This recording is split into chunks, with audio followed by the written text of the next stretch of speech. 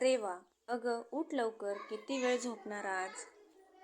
आईला रेवाला उठवायला आज जास्त प्रयत्न नाही करावे लागले. कारणही तसे खासच होते. रेवा काही क्षणातच उठून तयार झाली. आईने गरम गरम नाश्ता तयारच ठेवला होता टेबलवर. तो खाऊन ती निघाली. आई येते ग म्हणून रेवाने स्कूटीला किक मारली. हळू जा ग, खूप जोरात पळू नको हां. गाडी आईचे बोलणं पूर्ण होईपर्यंत रेवाची स्कूटी धूर सोडत निघून गेली.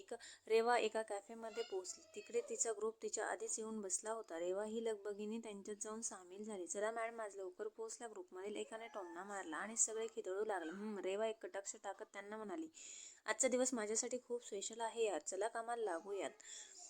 आता काय करायचं बाकी आहे? समीरने विचारलं. मी केकची ऑर्डर दिली, मी डेकोरेशनचं सगळं बघितलं, मी केटरिंगचं बघतो. ग्रुपमधले सगळेजण काही ना काहीतरी कामगिरी बजावत होते. अरे वा, सगळी तयारी झालीच. रेवा खुश झाली आणि म्हणाली, ग्रेट, सरप्राईज गिफ्ट आणले आहे. संध्याकाळी फुल धमाल करूयात. तुम्ही सगळे वेळेवर पार्टीला हजर राहा. मी पण आजीला घेऊन येतेस. त्यावेळेला आजी किती खुश होईल. Surprise party. I am very desperate to see her happy face. Reva आनंदाने पार्टीच्या विचारात रमली होती. पण तू काहीतरी विसरतीयस. आम्हाला प्रॉमिस केलं होतं ना तू आजीची स्टोरी सांगणार. कानान रेवा उद्देशून बोलली. हे लक्षात माझ्या, आज मी तुम्हाला सांगतेस ती स्टोरी, म्हणत रेवाने स्टोरी सांगायला सुरुवात केली. आज माझ्यासाठी खूप खास दिवस आहे. माझ्यासाठी आजीची ॲनिव्हर्सरी आहे ना, पण टिपिकल वेडिंग ॲनिव्हर्सरी. यामागची कहाणी जरा वेगळीच आहे. माझी आजी सुधा दिवेकर ही एक प्रेमळ भारदस्त व्यक्तिमत्व आहे.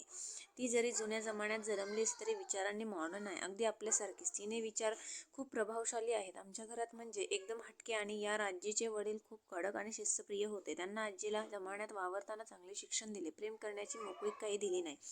आजी कॉलेजला होती, BAच्या शेवटच्या वर्षाला होती. सायकलवर कॉलेजला जायच्या. रस्ता तिचा चांगला नव्हता. एक दिवस आजी कॉलेजला सुटल्यावर घरी येत असताना त्या रस्त्यामध्येच तिची सायकल पंक्चर झाली. नेमके आजूबाजूला तेव्हा कोणी मदतीलाही नव्हते. अंधारही पडत चालला होता. आजीला वेळेत घरी पोहोचणे जरूर होते, नाहीतर वडिलांचा राग तिला माहीत होता. म्हणून सायकल तिथेच बाजूला ठेवून ती चालत निघाली. घर तसे असून बरेच लांब होते. एक मुलगा तिथून जाताना दिसला. त्याला थांबवून मदतीसाठी विचारावे असं एकदा तिला वाटलं. असं कुणा परक्याबरोबर जाणं योग्य वाटत नव्हतं. तिने त्याच्याकडे वळून बघितलं तर तो स्वतःच तिच्या दिशेने येताना आजीला दिसला. त्याने मदतीसाठी विचारले. दिसायला तर्नाताडा, उंच असं पाहता क्षणी आजीला भारी वाटलं. काही क्षण आजी थांबवली, पण मनाने धाडस करून परक्या मुलाबरोबर निघाली. सुरुवातीला तोही एका हातात सायकल धरून तिच्यासोबत चालत निघाला. नंतर जसा आजीला तो विश्वासू भासला तसे त्याच्याबरोबर सायकलवर मागच्या बाजूला डबल सीट बसून निघाली. पहिल्यांदाच आजी एका मुलाबरोबर जात होती असं सायकलवर, आणि तीही डबल सीट. एखाद्या सिनेमाचे दृश्य दिसावे तसे दोघे भासत होते. वाटेत आजी आणि त्या मुलाची ओळख झाली. तो तिच्या कॉलेजमध्ये तिच्याच वर्गात शिकत होता. त्याने आजीला घराबाहेर सोडले. तो निघाला. जाताना एकदा वळून आजीकडे बघून हसला. बस, आजी तेथेच फिदा झाली. यावर आजीची पहिली भेट मैत्रीची वाट सरत प्रेमाच्या गावी जाऊन बसली. मध्ये दररोज त्यांच्या गाठीभेटी होत होत्या. रस्त्यात येता जाता दोघांना एकमेकांचे प्रेमाचे इशारे. हळूहळू दोघेही प्रेमात गुंतत गेले. आजी कधीतरी सायकलवर त्याच्या पुढे डबल सीट बसून जायची. दोघांनाही एकमेकांची इतकी ओढ लागली होती की एक दिवसही त्यांना एकमेकांवाचून करमेना. माझी आजी त्याची लव्ह लेटर लिहायची, तोही आजीवर प्रेमाच्या कविता रचायचा. असेच रोमॅन्टिक किस्से रंगत असताना आजीचे एक लव्ह लेटर तिच्या वडिलांच्या हाती लागले. तेथेच त्यांच्या विलनची एंट्री झाली. त्यांनी आजीचे कॉलेज बंद केले आणि तिच्या विरोधात जबरदस्ती माझ्या आजोबांशी लग्न लावून दिले. आजीचे हे प्रेम प्रकरण त्यांना काही पटले नव्हते. तिच्या लव्ह स्टोरीचं त्यांनी अगदी एंड करून टाकले. मुलीने आजीला भेटायचा खूप प्रयत्न केला. आजी भेटू नये याची खबरदारी तिच्या वडिलांनी घेतली. आजीच्या घराजवळ फिरकत होतं, पण आजीला त्याला भेटता आले नाही. नंतर आजी एका मैत्रिणीकडून त्याला घडल्या प्रकाराचा तपास लागला. अचानक अंगावर वीज चमकावी तसा तो शहरला. सुद्धा आता आपल्या आयुष्यात नाही हे त्याला पचले नाही. प्रेमाच्या विहारात इतका खचला, कॉलेजला जाणं बंद करून घरातच स्वतःला बंदिस्त केले. इकडे आजीचा नवीनच संसार सुरू झाला. अजिबात खुश नव्हती, पण परिस्थितीसमोर तिचा नाईलाज होता. पुढे त्या मुलाचंही काही खबर कळली नाही. तिला रोज आठवण यायची.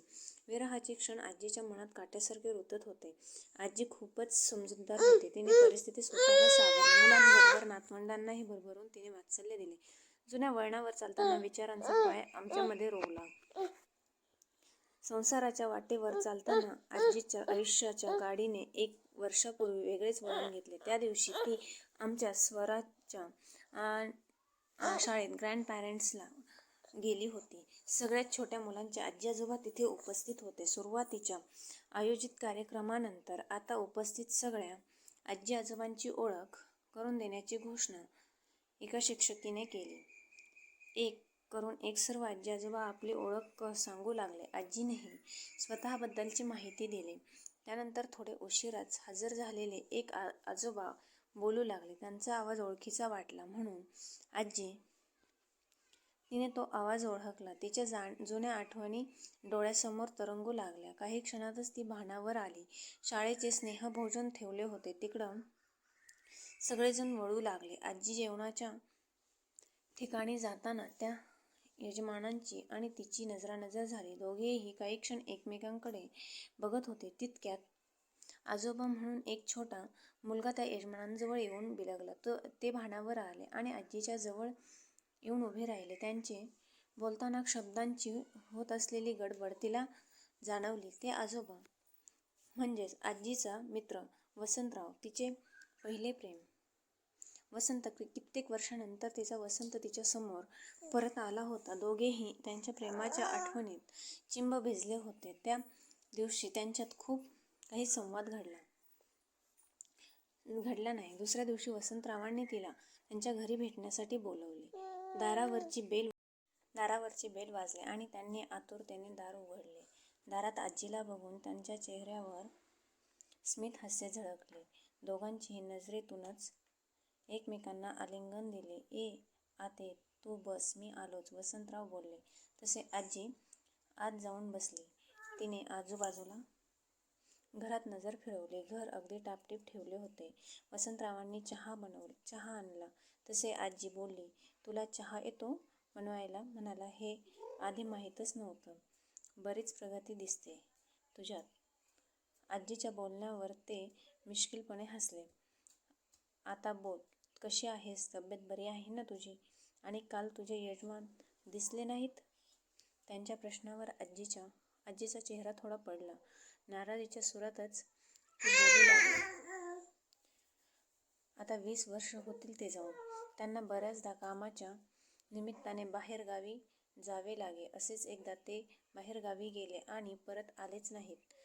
कार ॲक्सिडेंटमध्ये मरण पावले. ते लवकर गेल्याने मी नोकरी करून घराची आणि मुलांची जबाबदारी सांभाळली. आता नातवंडांना सांभाळण्यात दिवस निघून जातो या म्हातारेचा."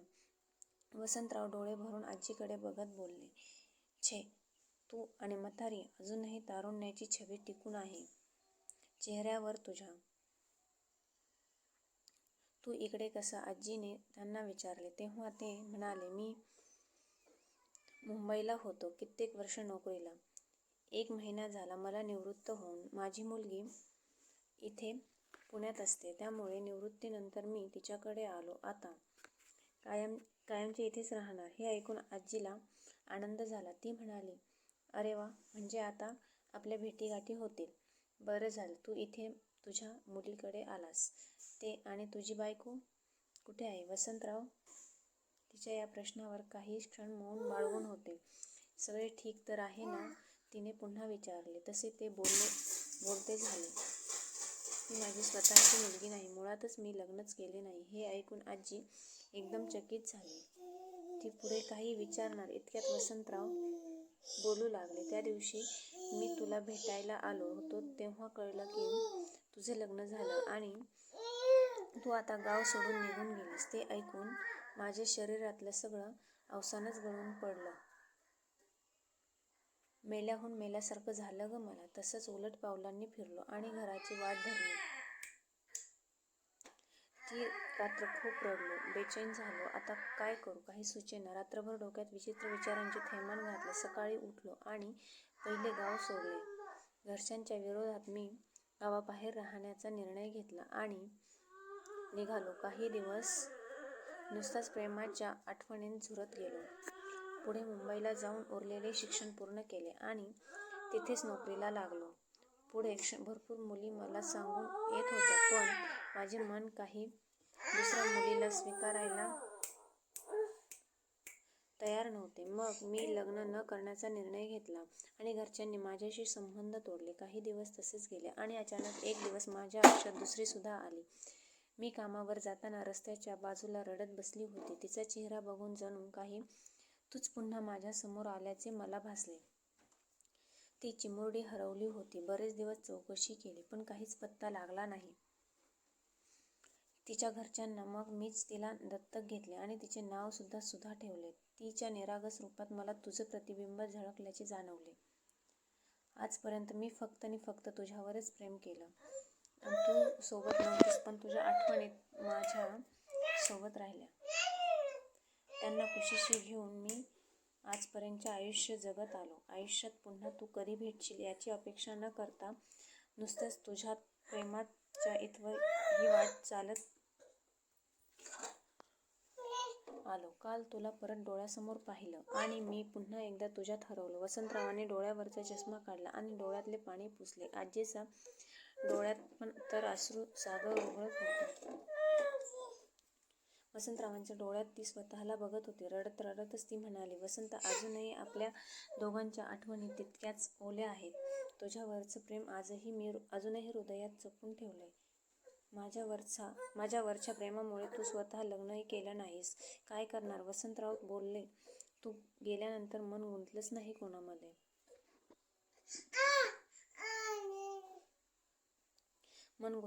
कोणामध्ये. त्या दिवशी दोघेही प्रेमाच्या भेटीत पुन्हा जवळ आले. त्यांनी आता पुढील आयुष्य एकमेकांच्या मैत्रीच्या सोबतीने जगायचे ठरवले. त्यासाठी त्यांनी काही लग्न केले नाही. आजी आणि ते आजोबा आता रोज भेटतात. दिवसभराचा वेळ ते एकमेकांना देतात. त्यांच्यात वेगवेगळ्या विषयांवर गप्पा रंगतात. संध्याकाळी ते दोन पक्षी पुन्हा आपल्या घरट्यात परततात. कधीतरी फिरायलाही जातात बाहेर. आज त्या दोघांच्या परत भेटीला 1 वर्ष पूर्ण झाले. म्हणूनच मी आजीला सरप्राईज पार्टी देणार आहे. तिथे तिचा वसंत पण असेल. तिचा आनंद द्विगुणित करायला आजी आणि तिच्या मित्राची ही स्टोरी सांगताना रेवाच्या डोळ्याच्या पापण्या अलगद ओलावल्या. तिचा सगळा ग्रुप भान हरपून आजीची स्टोरी ऐकत होता आणि सगळ्यांच्या चेहऱ्यावर आनंदी हावभाव होते. चला उठा, आपण निघूयात, नाहीतर संध्याकाळी पार्टीला उशीर होईल. रेवाने सगळ्यांना तेथून हलवले आणि तीही घरी जायला निघाली. संध्याकाळी पार्टीच्या ठिकाणी सगळे वेळेत हजर झाले. ठरल्याप्रमाणे सगळ्यांनी आजीला पार्टी सरप्राईज दिली. आजी आणि वसंत दोघेही सगळे बघून भारावून गेले. सगळेच जण आनंदाच्या सहभागी झाले होते. आजीची अॅनिव्हर्सरी जोरदार हिट ठरली. आजी आणि वसंतराव आता वेगळ्याच जगात हरवले होते. म्हातारपणाच्या वाटेवर पुन्हा नव्याने तरुण झालेली फुलपाखरे आता जीवनाच्या बंधनातून मुक्तपणे सैर करत होती. बाकी सगळेजण पार्टीचा आनंद लुटत असताना ते दोन जीव मात्र वेगळ्याच प्रेमाच्या संवादात गुंतून गेले होते.